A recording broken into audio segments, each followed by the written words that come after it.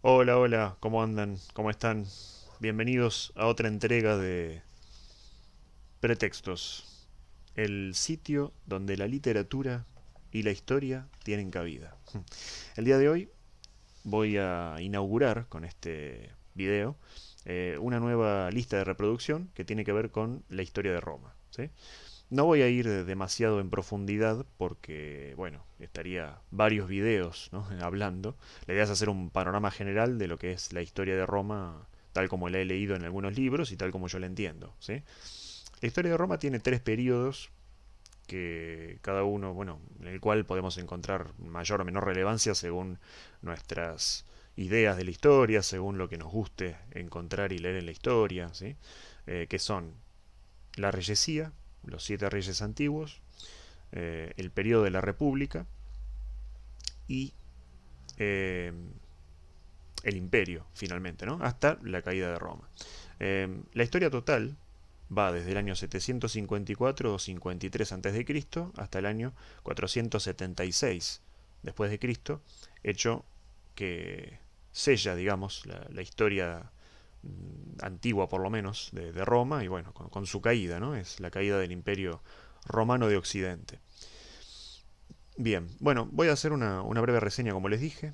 Eh, Hay una tendencia, digamos, que creo que está bastante bien estudiada por los mismos historiadores, a conferir a la fundación de Roma un carácter mítico, un carácter legendario, ¿sí?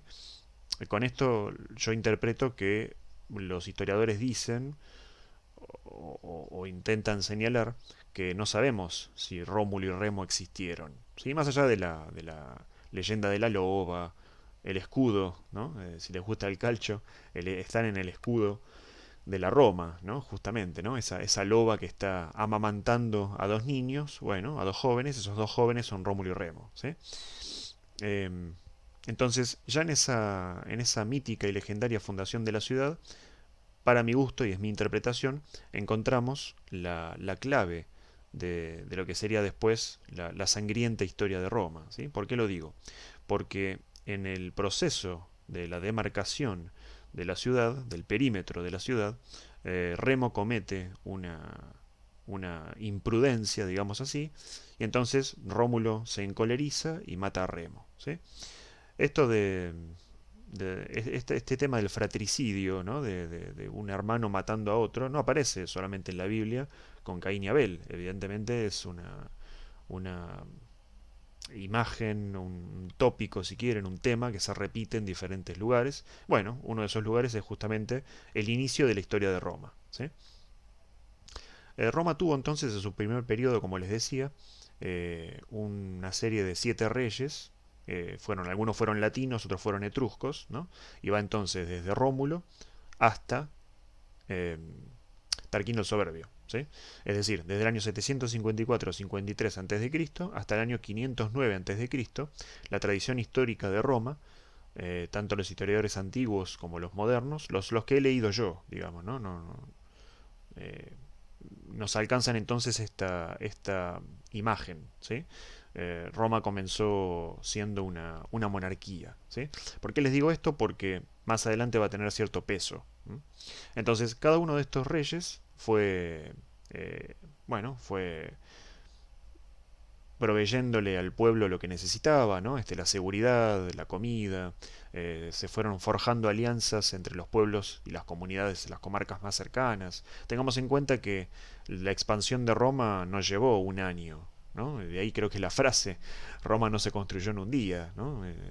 Creo que viene como anillo al dedo en el sentido de que si ustedes observan todo el arco evolutivo de la historia de Roma, en todos esos años que yo mencioné, bueno, van a observar que sí, va adquiriendo poder, va adquiriendo grandeza con el tiempo, ¿no? No es algo que se haga de un día para el otro. Entonces, en el primer periodo me da la sensación, por lo que recuerdo haber leído, que hay toda una expansión, ¿no? Y una serie de alianzas que se van forjando como para ir ganando seguridad y fortaleza y poder, bueno, llegar a ser el imperio que fue finalmente. Bueno, expulsado Tarquino el Soberbio en el año 509 a.C., Se propone entonces una nueva forma de gobierno. El Senado ya existía, hay que decirlo, en la época de los reyes. El Senado era, o es en la República, un conjunto de personas. Senado viene de la palabra latina senex, que si no recuerdo mal, tiene que ver con, bueno, senectud, ¿no? Con el concepto de una persona grande que tiene mucha experiencia y que, bueno, llegada a cierta edad, puede tomar decisiones que son importantes y de peso político en el afán de gobernar, en este caso, Roma, ¿no?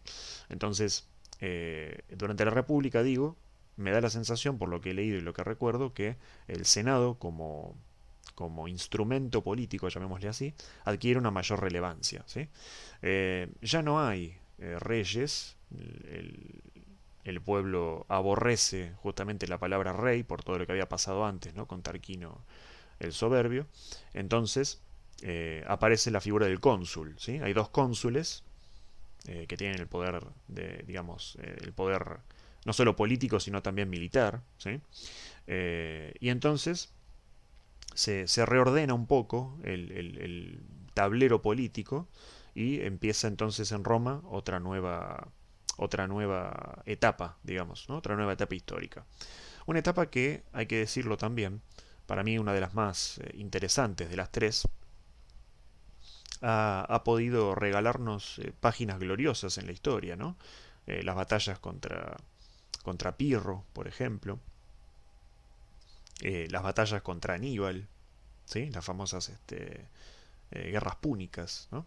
Esa batalla a muerte, digamos, ¿no? Entre Roma y Cartago, ¿m? Que ha, bueno, ha culminado con hacer desaparecer a Cartago del mapa, literalmente, ¿no? El periodo que a mí más me gusta en la República, bueno, la conjuración de Catilina, la guerra de Yugurta, ¿no? Hay varios episodios que son muy, muy interesantes. Les decía, el periodo que a mí más me gusta es el periodo tardo republicano, ¿sí? ¿A qué me refiero con esto? A los últimos estertores de la República, ¿sí? El pasaje, si se quiere, de la República al Imperio. ¿M? La época de Julio César, Cicerón, Marco Antonio, Cleopatra, ¿sí? A esa época me refiero. ¿Sí? Eh, Pompeyo, por supuesto. Y esta serie de triunviratos, en los que César y Pompeyo están, por supuesto, y luego, bueno, empiezan a tomar distancia al punto de proponerse la guerra civil para dirimir a través del acero cuál de los dos iba a gobernar finalmente Roma, ¿no?